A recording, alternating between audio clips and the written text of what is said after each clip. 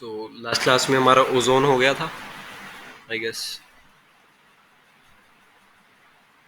Ozone हमने देख लिया था। ओजोन ऑक्सीजन ऑक्सीजन फिर ऑक्सीजन से रिएक्ट करके ओजोन बन रहा है। Okay, oxide plus oxygen, chlorine आके ऐड हो रहा है, then that will lead to the formation stratospheric cloud से HNO3 होता है उसके साथ, then it will react and form the ozone hole. Okay, south pole पे ओजोन होल होता है और आर्टिक रीजन यानी नॉर्थ पोल पे ओजोन डेंट बोलते हैं।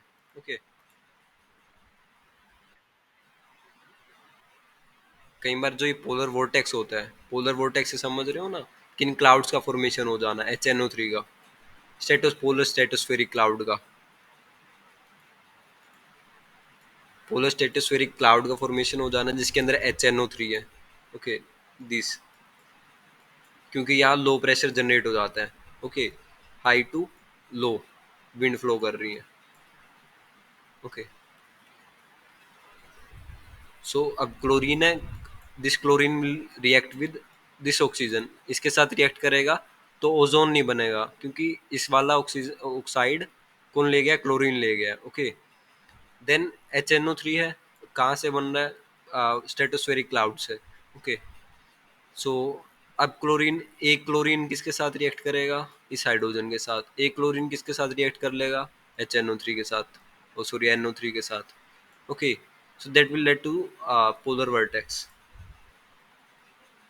देन धीरे धीरे स्लो डाउन हो जाएगा ओजोन का formation, then this will lead to the ozone hole. Okay, so chlorine को कम करना हमारा टारगेट होना चाहिए। बेसिकली हम पोल्यूशन को रिड्यूस करेंगे तो CFC, CFC क्या होता है, क्लोरो फ्लोरोकार्बन। सो क्लोरो का दिक्कत है, क्लोरो को निकाल दो। ओके, सो अंटार्कटिका है, वहाँ टेम्परेचर कम है तो पोलर वोर्टेक्स ज़्यादा होगा। ओके, क्लाउड ज़्यादा होंगे, HNO3 ज़्यादा होगा, HNO3 ज़्यादा होगा, क्लोरीन ज़्यादा रिएक्ट करेगा तो होल ज़्यादा होगा। ओके, और आर्टिक में डेंट होगा, डेंट बोलते हैं बेसिकली। ओके, अगर पोलर वोर्टेक्स कम है due to the climate change, unstable है, क्लाउड कम होंगे, ओजोन रिकवरी होगा। ओके, क्लोरीन फ्री नहीं। गेटिंग माई पॉइंट कि क्या हो रहा है कि अगर पोलर वोर्टेक्स वीक है, पोलर वोर्टेक्स वीक कब होगा, जब टेम्परेचर का इशू होगा। टेम्परेचर का इशू क्यों होगा, टेम्परेचर का इशू होगा क्लाइमेट चेंज से। क्लाइमेट चेंज की वजह से क्या होगा, जो पोलर वोर्टेक्स है वो अनस्टेबल हो जाएगा। अनस्टेबल होगा, जो हमारे पोलर स्टेटोस्फेरिक क्लाउड बन रहे हैं जिसके अंदर हमारा HNO3 है, दैट विल नॉट फॉर्म। तो वो फॉर्म ही नहीं होंगे तो जो हमारा नेचुरल, जो हमारा चीज चल रहा है, दैट विल हैपन, और क्या हो जाएगा, ओजोन रिकवरी हो जाएगा। ओके, ओजोन रिकवरी होगा so that's a good condition. But अगर पोलर वोर्टेक्स स्टेबल है, क्लाउड ज्यादा बन रहे हैं, ओजोन ज्यादा डिप्लीट हो रहा है। ओके, अगर वीक पोलर वोर्टेक्स है, स्टेटोस्फेरिक क्लाउड कम है, क्लोरीन फ्री नहीं है, तो ओजोन रिकवरी हो रहा है। Getting, then the next thing एक जेट स्ट्रीम होता है, लाइक ये हमारा अर्थ हो गया, देन इसके ऊपर ऐसा कुछ जेट स्ट्रीम होता है। ओके, फास्ट, लाइक फास्ट होता है, काफ़ी विंडी है और काफ़ी हाई हाइट पे होता है। ओके, सो जितना भी स्ट्रॉन्ग जेट स्ट्रीम होगा, स्टेबल पोलर वर्टेक्स को, then polar stratospheric cloud, then HNO3, then chlorine free, then it will react with oxygen, then ozone layer. Okay, basically हम क्या देख रहे हैं कि जेट स्ट्रीम से क्या होगा, जितना भी हमारा ये क्लोरीन, जितना भी पोल्यूशन है, that will go to the Antarctic और Arctic region, basically Antarctica. Okay, वहाँ ठंड ज़्यादा है तो स्टेबल होगा पोलर वोर्टेक्स। ओके, क्योंकि जहाँ ठंड होगा, नीचे क्या बनेगा, लो प्रेशर, ऊपर हाई प्रेशर, सॉरी नीचे हाई प्रेशर बनेगा, ऊपर लो प्रेशर। बेसिकली क्या होता है, जहाँ लो टेम्परेचर, लो टेम्परेचर के अपोजिट प्रेशर बनता है, हाई बनेगा, हाई के अपोजिट इन द स्ट्रेटोस्फेयर, वहाँ लो प्रेशर बनता है। ओके, सो वहाँ सारा विंड आ जाएगा and unstable, sorry, ozone depletion हो जाएगा। ओके, अगर जेट स्ट्रीम वीक है, हवाई कम चल रही है, ओके, टेम्परेचर क्लाइमेटिक चेंज की वजह से। Okay, so in the only case, यहाँ सिर्फ क्लाइमेटिक चेंज अच्छा है। ओके, क्लाइमेटिक चेंज सिर्फ कहाँ अच्छा है, अगर हम ओजोन की बात कर रहे हैं। ओके, ओजोन रिकवरी हो जाएगा। ओके, सो एक होता है सडन स्ट्रेटोस्फेरिक वार्मिंग। बेसिकली जब अनस्टेबल होता है पोलर वोर्टेक्स, जो अच्छा होता है हमारे लिए अनस्टेबल, क्योंकि क्या हो रहा है उसकी वजह से ओजोन रिकवर हो रहा है। ओके, बोथ हेमोस्फियर में अगर ये देखा जा रहा है तो इसकी वजह से कई बार फायर वगैरह भी लग जाता है। ओके, लाइक मैं कह रहा हूँ एक बार आप जब फिजिकल ज्योग्राफी कर लोगे ना, फिजिकल ज्योग्राफी में सेम टॉपिक रिपीट होता है। ओके, सो फिजिकल ज्योग्राफी में भी पढ़ेंगे। अगर अभी ये लग रहा है जेट स्ट्रीम समझ नहीं आ रहा है, वोर्टेक्स समझ नहीं आ रहा है, okay, that's not not a issue. Okay, क्योंकि वो फिजिकल ज्योग्राफी का पार्ट है। Okay, let's come to the next part. Like remember this 2 points, arctic और एंटार्क्टिक में क्या क्या होता है। Ozone dent, ozone hole. Okay, remember, like अब रिमेंबर कि अब जो हम पढ़ रहे हैं ना उसके क्या करना, नोट्स बना लेना साथ साथ में, रफ नोट्स और डायग्रामेटिकली। क्योंकि आप जो पढ़ रहे हैं that will create a lot of confusion, क्योंकि डिफरेंट डिफरेंट कन्वेंशन होंगे, डिफरेंट डिफरेंट प्रोटोकॉल्स होंगे। तो इतने ज्यादा प्रोटोकॉल्स और इतने ज्यादा कन्वेंशन हो जाएंगे, देन दैट विल क्रिएट, खिचड़ी ना पके। ओके, तो उसके लिए सिर्फ अलग अलग बनाना। ओके, सो और मैं स्लो बढ़ाऊंगा थोड़ा, क्योंकि दिस काइंड ऑफ टॉपिक दिमाग में याद ही हो जाना चाहिए क्लास में। ओके, सो अब हमने डिफरेंट डिफरेंट वर्ड पढ़े हैं कि एक कॉन्फ्रेंस चल रहा है, एक कन्वेंशन आ गया, एक प्रोटोकॉल आ गया, एक ट्रीटी आ गया, एक समिट हो रहा है। सबसे पहले इनका डिफरेंस ही देख लेते हैं, क्या क्या डिफरेंस होता है। कन्वें सबसे पहले देखते हैं कन्फ्रेंस को। कोई भी एक जगह पे आके लोग बैठ गए और एक जनरल डिस्कशन कर रहे हैं, जनरल बातें कर रहे हैं, that is a conference. That is a conference. Okay, अब कॉन्फ्रेंस के बाद उन्हें लगा कि आ, थोड़ा स्टिकनेस चाहिए। ओके, थोड़ा एक रोड मैप हो, थोड़ा प्लान हो, थोड़ा फ्रेमवर्क हो कॉन्फ्रेंस के बाद, दैट इज कन्वेंशन।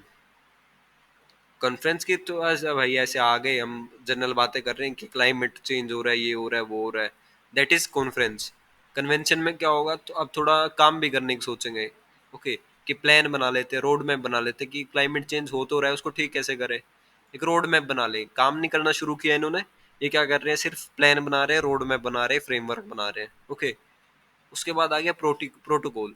प्रोटोकॉल में अब जितना भी इन्होंने बनाया रोड मैप वगैरह सब, ये बिल्कुल स्ट्रिक्टली कह देते हैं कि सबको मानना ही पड़ेगा, लीगली बाइंडिंग हो जाता है वो बिल्कुल। ओके, कि कोई प्रोटोकॉल आ गया, उस प्रोटोकॉल से रिलेटेड जितने भी कंट्री हैं जिन्होंने एग्री किया है, तो उनके लिए लीगली बाइंडिंग हो जाएगा। ओके, उसके बाद एक ट्रीटी वर्ड होता है। ट्रीटी हमें पता है कि एग्रीमेंट होता है, साइंड होता है। ओके, पेनल्टी भी लगा देते हैं अगर फॉलो नहीं करते। Then there is summit. Summit क्या होता है, like G20 is a summit. एक जैसे ठोट के लोग ग्रुप मीटिंग करते हैं, that is summit. Okay, basically इनका डिफरेंस क्लियर होना काफी ज्यादा जरूरी है, क्योंकि आगे आप यही बता नहीं रहे कन्वेंशन हो रहा है, प्रोटोकॉल हो रहा है। कन्वेंशन क्या है, convention is this and protocol is this. This is most strict and convention में सिर्फ रोड मैप की बात हो रही है। Getting my point. So remember कि 1972 अर्थ कॉन्फ्रेंस हुआ, ओ इन्वायरमेंट से रिलेटेड कॉन्फ्रेंस हुआ, और जितने भी ईयर हैं सब याद कर लें। एक ईयर में एक भी ईयर आगे पीछे नहीं होना चाहिए। ओके, 1972 में इन्वायरमेंट का एक कॉन्फ्रेंस हुआ, बातचीत करने आ गए, ठीक, बातचीत आया। उसके बाद क्या हुआ, अब ओजोन से रिलेटेड बातें करनी है इनको, ठीक। वेट अ मिनट, एक मिनट। ओके, ठीक, तो अब जो हम पढ़ रहे हैं that is totally related to ozone. Remember कि ना दिमाग में क्लाइमेटिक चेंज लेके आना है, ना डिजर्टिफिकेशन याद लेके आना, ना बायोडाइवर्सिटी, सब भूल जाओ। किस पे फोकस है हमारा, our whole focus is on ozone only, कि ओजोन को बचाने के लिए देश क्या क्या कर रहे हैं। ओके, सबसे पहले कॉन्फ्रेंस हुई 1972 में। 1972 में कन्वेंशन बैठा, कन्वेंशन के बाद प्रोटोकॉल आया। Getting, convention, conference, then convention, then a protocol, then an agreement. Clear, कि एक पीरियड कि वियना आया, मॉन्ट्रियल आया एंड किगाली। अभी के अभी याद कर लो इसको, वियना कन्वेंशन आया, मॉन्ट्रियल प्रोटोकॉल आया, किगाली एग्रीमेंट आया। सबसे पहले बैठेंगे, कॉन्फ्रेंस होगा, उसके बाद क्या होगा, कन्वेंशन होगा, कन्वेंशन के बाद एक प्रोटोकॉल आएगा, प्रोटोकॉल के बाद एक एग्रीमेंट आएगा। ओके,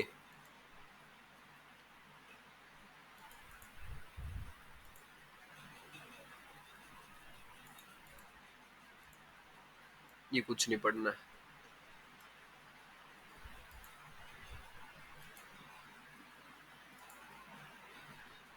ओके, सो सबसे पहले ना हम इसका वो देख लेते हैं, कैसे कैसे चीज़ें चली, टाइमलाइन देख लेते हैं पहले थोड़ा। ओके, सो 18 1840 के आसपास लोगों को पता चला ओजोन नाम की चीज़ें चल रही है दुनिया में। ओके, ओजोन भी कुछ है। ओके, 1900 में लोगों को थोड़ा ज्ञान आया कि कोई बहुत पुरानी बात नहीं, क्यों सबको ओजोन का पता था, 1840 के आसपास ही पता चला है। ओके, 1900 में क्या हुआ, फिर पता चला ओजोन तो स्ट्रेटोस्फेयर में भी है। ओके, लोगों को फिर इतनी बुद्धि आई कि ये तो यूवी रेडिएशन को भी प्रोटेक्ट कर रही है, तो काफ़ी इंपॉर्टेंट गैस है। उसके बाद क्या हुआ, 1920 में आ गए। 1920 में क्या हुआ, अमोनिया को फेस डाउन करने लग गए। लोगों को इतनी अकल आ गई कि अमोनिया खतरनाक है। कितनी अकल आई कि अमोनिया हमारा बिल्कुल खतरनाक चीज है। ओके, बट उनको ये नहीं पता था क्लोरोफ्लोरोकार्बन उससे भी ज्यादा खतरनाक है, पर उन्होंने इंट्रोड्यूस कर दिया। क्या इंट्रोड्यूस कर दिया, क्लोरोफ्लोरोकार्बन, अमोनिया को फेस डाउन करने के लिए, यानी कम करने के लिए।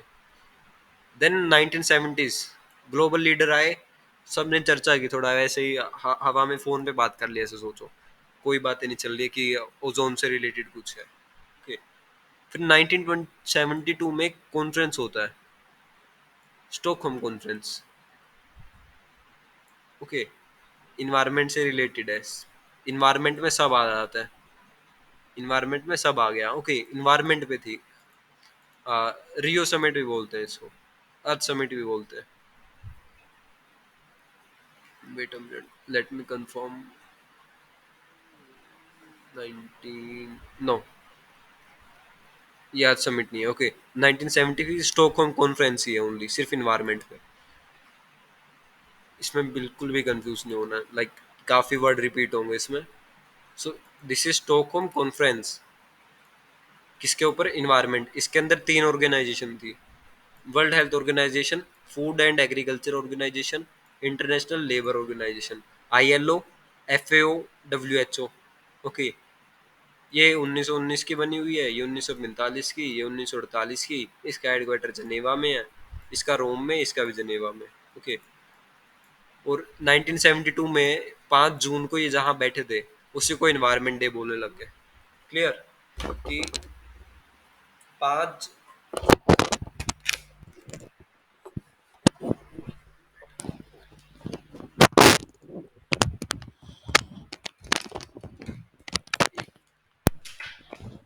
कि क्या हुआ कि 5 जून को ये बैठे 1972 में स्टॉकहोम में, वहाँ कॉन्फ्रेंस चल रहा था, तो इन्वायरमेंट पे चल रहा था, तो उस डे को क्या बोल दिया, 5 जून को environment day, happy environment day. Okay, और वहाँ पे यूएनईपी का फॉर्मेशन कर दिया, इन्वायरमेंट प्रोग्राम का, यूनाइटेड नेशन इन्वायरमेंट प्रोग्राम का। ओके, तो 1974 में क्या हुआ, एक शेरवुड नाम का बंदा, उसने रिसर्च किया, एक थीसिस, एक पेपर लिखा, और उसमें बताया ऐसा ओजोन होल चल रहा है दुनिया में।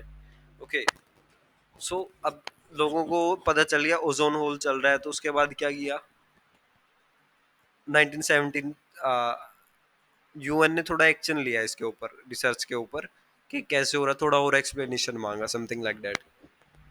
Then the main thing is Vienna convention, then Montreal protocol. क्या क्या हुआ देखो, 1985 से स्टार्ट हुआ, और टारगेट क्या था हमारा, कि जितने भी ओजोन डिप्लीटिंग सब्सटेंस है, जो ओजोन को डिप्लीट कर रहे हैं, उनको क्या कर देंगे, बैन कर देंगे। ओके, तो वियना कन्वेंशन में जितने भी ओजोन डिप्लीटिंग सब्सटेंस, मैं बता रहा हूँ ये, ना क्लाइमेटिक चेंज से किसी भी, सिर्फ ओजोन से रिलेटेड है। वियना कन्वेंशन, मॉन्ट्रियल प्रोटोकॉल और किगाली। ओके, किसी और चीज के ऊपर मतलब देखना भी नहीं है, सिर्फ तीन चीज। ओके, सो 3 साल चला वियना कन्वेंशन वाला, ये जो भी था, और इसके अंदर फोकस था जितने भी ओजोन डिप्लीटिंग सब्सटेंस है, उनको अलग करो।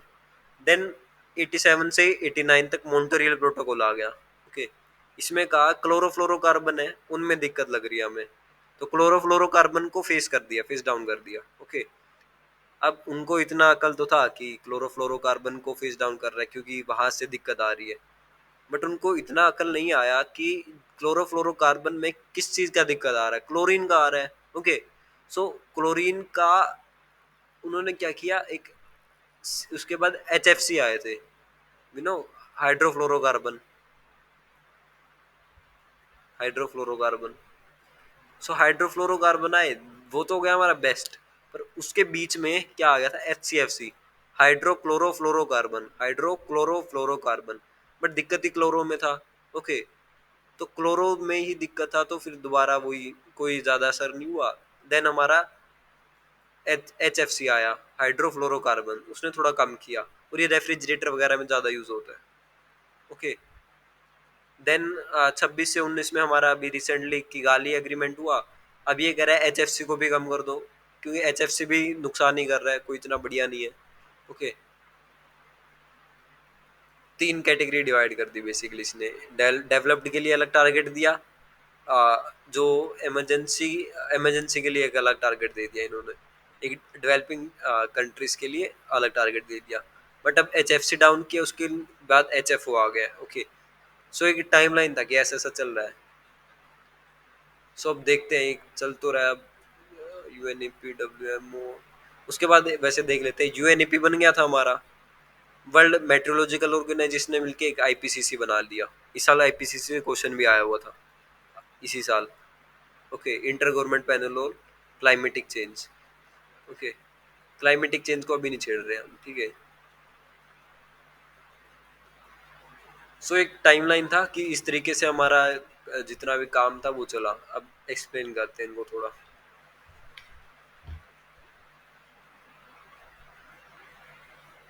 So starting with the Vienna convention, कि इतना समझ आ रहा है कि ओजोन का वादा चल रहा है, ओजोन को सुधारने के लिए हमारा काम चल रहा है, जो भी चल रहा है। ओके, सो ओजोन लेयर को प्रोटेक्ट करना है। 1985 में अब अडोप्ट किया, 1988 में इनफोर्स आ गया। ओके, क्योंकि अडोप्ट करने में, उसके बाद सारी कंट्री को इन्फोर्स करने में काफी टाइम लग जाता है, 3 साल लग गए इनको। ओके, जिन्होंने साइन किया उनको पार्टीज बोलने लग गए। ओके, जिन्होंने ये इसको वियना कन्वेंशन को साइन किया उनको क्या बोल रहे, पार्टीज। ऐसे फिर क्या होने लगी, कॉन्फ्रेंस ऑफ पार्टीज होने लगी, हर साल मिलने लग गए। तो उनको क्या बोल रहे हैं, कॉन्फ्रेंस ऑफ पार्टी, जिसका नाम कॉमनली आपने अगर अखबार में देखा हो COP बोलते हैं। कि COP 15 चल रहा है, COP 26 चल रहा है, COP 27 चल रहा है। तो ओजोन से रिलेटेड बात है। ओके, ओजोन की पार्टीज की कॉन्फ्रेंस को COP बोल रहे हैं। ओजोन लिखा होगा, remember, ozone will be mentioned there. और हर साल होता है, तो हर साल न्यूज में भी आता है। देन इनका काम क्या था, रिसर्च करना और मॉनिटर करना। शुरू में इतना एक्शन नहीं लिया, कह रहे हैं हम सिर्फ रिसर्च करेंगे और मॉनिटर करेंगे। देन कन्वेंशन इतना स्ट्रिक्ट नहीं होता। देन कन्वेंशन, पहले कॉन्फ्रेंस बैठा, कोई दिक्कत नहीं, कन्वेंशन हुआ, ठीक है।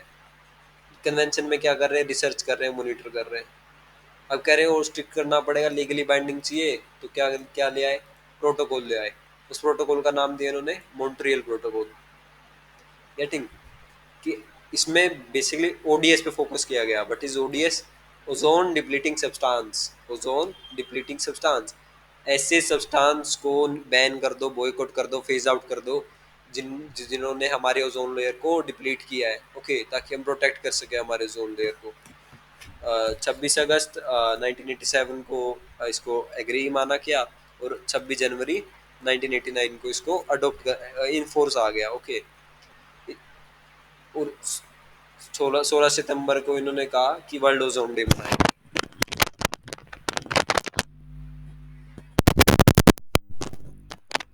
16 सितंबर था, क्योंकि 16 सितंबर वो दिन था जिस दिन मॉन्ट्रियल प्रोटोकॉल को साइन किया गया था।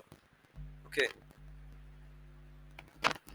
देन 197 पार्टीज थी जिन्होंने इसको रेटिफाई कर दिया था। ओके, रेटिफाई और साइन करने में थोड़ा फर्क होता है। ओके, रेटिफाई का मतलब क्या होता है कि उस जगह पे जितने लोग बैठे हैं उन्होंने यस बोल दिया। ओके, और साइन कब होता है, साइन होता है जब आप अपनी कंट्री पे जाओ, कंट्री के जो आपके मालिक हैं, जो सरकार है, उसकी परमिशन लो, then it is signed. Okay, so 197 लोगों ने रेटिफाई कर दिया।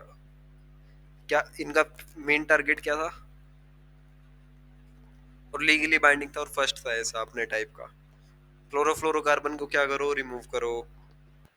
बट हर कंट्री के पास डिफरेंट टारगेट होंगे, डेवलप्ड नेशन को क्या कहा, 2000 तक खत्म कर देना, और डेवलपिंग नेशन को कह दिया 2010 तक।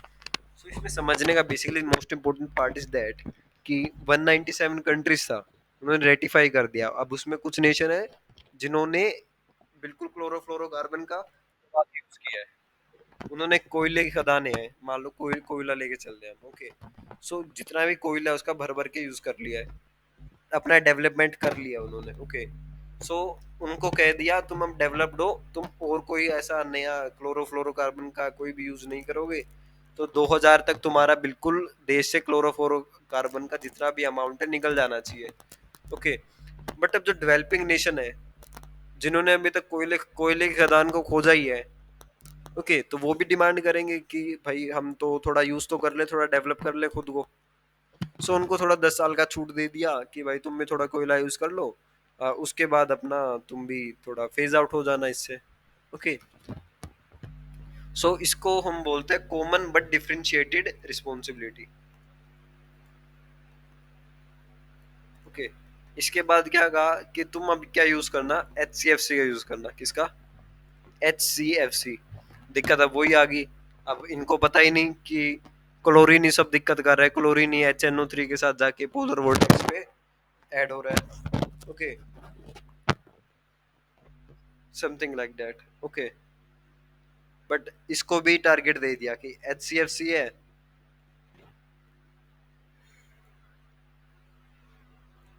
इसका यूसेज एंड कर दो आप 2020 तक, और डेवलपिंग को वही 10 साल एक्स्ट्रा दे दिए 2030 तक। बट फिर इनको पता चला कि यार ये भी दिक्कत कर रहा है, देन HFC का यूज आ गया, हाइड्रोफ्लोरोकार्बन, ओके। सो ओजोन को डिप्लीट नहीं कर रहा था, बट इसका GWP ज्यादा था, मतलब GWP लाइफ स्पेन ज्यादा था, कि अगर HFC गया तो HFC इन्वायरमेंट में इतने टाइम तक रहेगा कि कोई ना कोई रिएक्शन कर लेगा जो हार्मफुल होगी, ओजोन के लिए नहीं होगी तो किसी और चीज के लिए होगी, ओके। तो उसको भी काउंटर करना पड़ेगा, तो उसकी जगह आगे हाइड्रोफ्लोरो ओलिफिन, HFO, ओके। HFO आ गया। अब HFO क्या कर रहे हैं, उनका जितना लाइफ स्पैन है वो भी कम है, ओके। सो इसकी वजह से ओजोन को भी ज्यादा नुकसान नहीं पहुंचा रहा, तो HFO को यूज कर रहे हैं। गेटिंग, इनको दिमाग में बिठा लो, वियना कन्वेंशन को और मॉन्ट्रियल प्रोटोकॉल को, इतना पता होना चाहिए कि किससे रिलेटेड है, ओजोन से, और ओजोन की बातें चल रही है, कोई क्लाइमेटिक चीज नहीं घुसाना इसमें।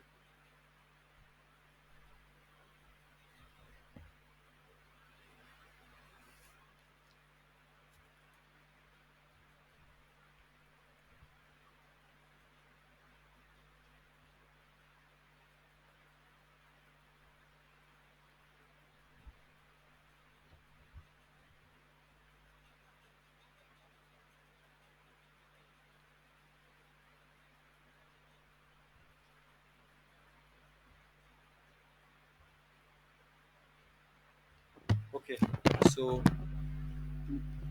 The next thing is in it is the Kigali agreement, okay. अब किगाली एग्रीमेंट आया तो इसने क्या कहा कि जितने भी हमारे ODS हैं सबको ही बैन कर दो, ओके। अमेंड किया 2016-19 में इन्फोर्स आया, HFC को रिमूव कर दिया, और क्योंकि वो ग्रीन हाउस इफेक्ट को शो कर रहा है HFC, ओके। वो मतलब ज्यादा इतना बड़ा चीज नहीं था, बट लोग क्या है भूलने लग जाते हैं, ओके। तो लोगों को वो बात याद रहे, तो इसके लिए बस क्या हुआ, एक एग्रीमेंट ले आए ताकि लोग दोबारा इसके लिए जागरूक हो पाए। क्योंकि अगर किगाली एग्रीमेंट नहीं आता तो हम तो भूल जाते ना ओजोन को। तो एग्रीमेंट आया, मीटिंग वगैरह हुई, तो लोगों को भी थोड़ा जागरूक, अवेयरनेस हुए थोड़ा। बट रिमेम्बर इसके अंदर एक एक्स्ट्रा पॉइंट ऐड हुआ कि कॉमन बट डिफरेंशिएटेड रिस्पॉन्सिबिलिटी तो था मॉन्ट्रियल प्रोटोकॉल में, बट रिस्पेक्टिव कैपेबिलिटी भी ऐड हो गया, ओके। रिस्पेक्टिव कैपेबिलिटी का मतलब क्या है कि अब इंडिया जैसा देश है, अब इंडिया के पास पैसा पैसा अच्छा खासा आ गया है, ओके। बट अगर इंडिया चाहे तो कह देगा भाई अपनी इच्छा से टारगेट दे दूंगा। अब मैं एक आपके ऊपर धक्का करूं कि भाई तुम ये करो ये करो ये करो, और एक आपके अंदर से खुद आए कि मुझे ये करना है, मुझे ये करना है, मुझे ये करना है, ओके। तो दोनों चीज में काफी फर्क होगा। सो इसके अंदर बेसिकली वही किया कि आप अपनी कैपेबिलिटी के साथ खुद के टारगेट बताओ। ओके, सो हर देश अपने आप को ज्यादा स्ट्रॉन्ग दिखाने के लिए बढ़िया टारगेट लेगा। क्लियर?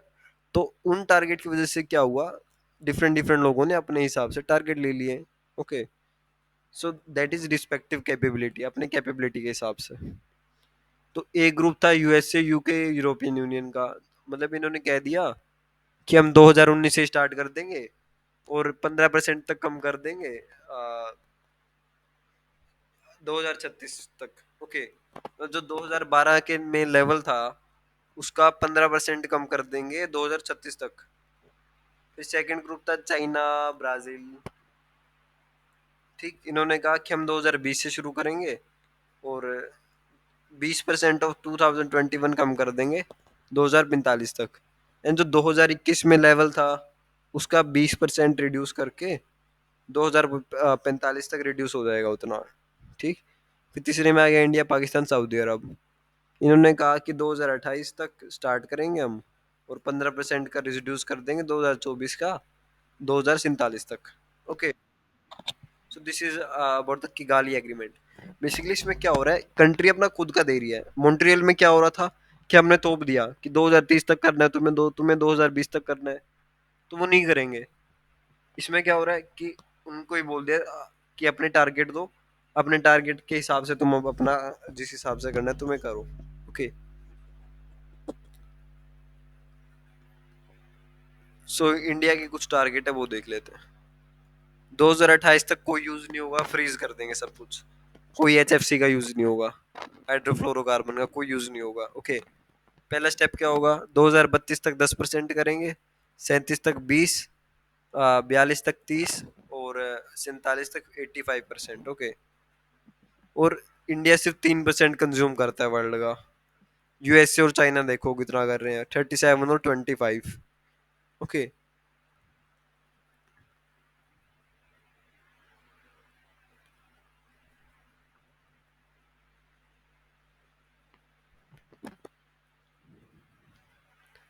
तो डिफरेंट फंड आ रहा था इनको। फंड कहाँ से, यूनाइटेड नेशन एनवायरनमेंट प्रोग्राम से, डेवलपमेंट प्रोग्राम से, उसके बाद वर्ल्ड बैंक से आ रहा था इनको। Okay,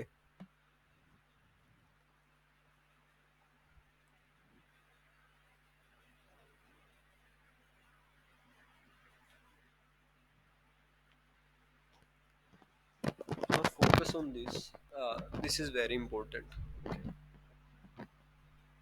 I think this should not confuse।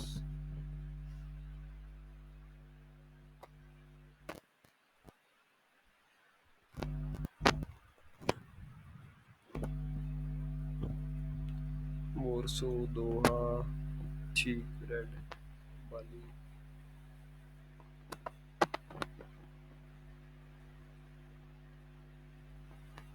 I guess ये थोड़ा वो मिक्स हो जाएगा काफी, क्योंकि आज हमने कुछ तो कवर कर ही लिया है। ओके, सो कंफ्यूजन ना हो, क्योंकि इसके बाद सारा क्लाइमेटिक चेंज का चलेगा। That's a whole different topic. Bali meet से रिलेटेड, पेरिस मीट से रिलेटेड, पंचामृत वगैरह। Okay, that that will cause a confusion. Okay, so अभी अभी के लिए हम क्या कर रहे हैं, basically Kigali agreement, Montreal convention और वियना कन्वेंशन, यहीं तक करते हैं। I guess that will be enough, because फिर ज़्यादा ये कंफ्यूजिंग टॉपिक, आई नो, क्योंकि इतने कन्वेंशन हो जाते हैं लास्ट तक। यस, चलो टाइमलाइन टाइमलाइन करा देता हूँ थोड़ा, आधा ही करा देता हूँ मॉन्ट्रियल तक का। सो 1970 में अवेयरनेस आ गया। ओके, फिर स्टॉकहोम का कॉन्फ्रेंस हुआ। स्टॉकहोम कॉन्फ्रेंस में हमारे तीन थे, Indian labour international labour organisation, world health organisation, food and agriculture organisation. Okay, अब यूएनईपी ने आईएमओ के साथ मिलके आईपीसीसी का बनाया। आईपीसीसी ने असेसमेंट रिपोर्ट दिया। असेसमेंट रिपोर्ट के बेस पे क्या हुआ, अर्थ समिट हुआ। क्या हुआ, अर्थ समिट हुआ। ओके, इसको रियो समिट भी बोलते हैं, अर्थ समिट को रियो समिट। ओके, एक या फिर हम कह सकते हैं यूएनसीडी, यूएनसीडी भी बोलते हैं। Okay, conference on environment and development, conference on environment and development. ठीक, अब इस समिट के अंदर हमारे चार पांच गोल थे। पहला गोल था हमारा, जो जो हमें मेन याद रखना, biological diversity, climatic change. Okay, these two are very important, but desertification is also important. Agenda 21, नाम से ही पता चल रहा है, एजेंडा 21, 21 सेकेंड, 21st सेंचुरी में रह रहे हैं, तो सेंचुरी में क्या क्या होगा, उससे रिलेटेड क्या क्या एजेंडा रहेगा, सस्टेनेबल डेवलपमेंट। ओके, सो इसमें कहीं भी ओजोन से रिलेटेड हमारे कोई बातें नहीं चल रहा है। ओके, हमारा किससे बात चल रहा है, सब बिल्कुल अलग बातें चलेगा इसमें।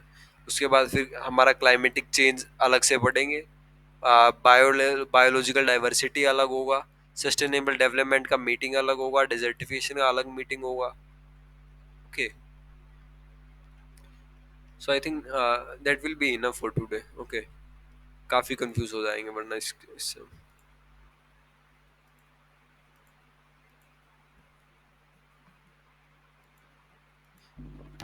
Okay, also can you tell कि आप कल दिन में कितने बजे फ्री होते हो after the classes and all?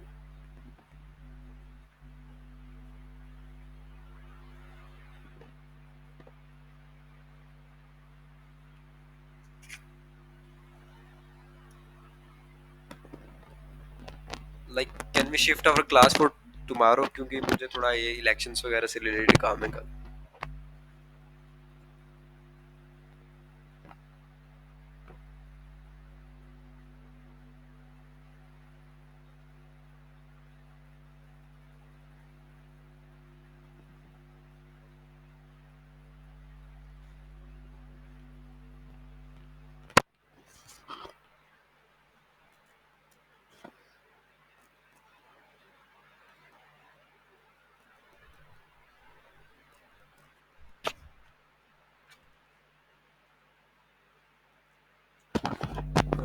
When will be you free?